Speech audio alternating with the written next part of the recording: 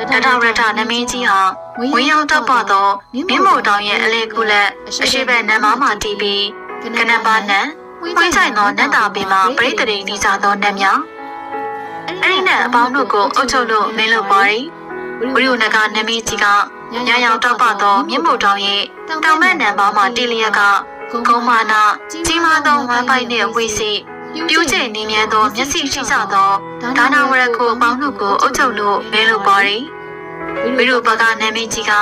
ဖန်ရောက်တော့ပါသောမြင်းမို့တောင်ရဲ့နောက်ဘက်နံပါးမှတီးလျက်ကနန္ဒကားအပေါင်းတို့ကိုအုပ်ချုပ်လို့မင်းလို့ပါရီကိုရနမင်းကြီးကချွေအောင်တော့ပါသောမြင်းမို့တောင်ရဲ့မြောက်ဘက်နံပါးမှတီးလျက်နမလူအပေါင်းတို့ကိုအုပ်ချုပ်လို့မင်းလို့တယ်စတုမာရီနတ်ပြည်ဟာလူပုံရဲ့အထက်ယူဇနာ4200ဝေးကွာတဲ့ရှုကန်တို့တောင်မြင်းမို့တောင်ထက်ဝက်အမြင့်ရှိထိတ်ကစပြီးမြင်းမို့တောင်အောက်ခြေထိကျေပြန့်ပါရီ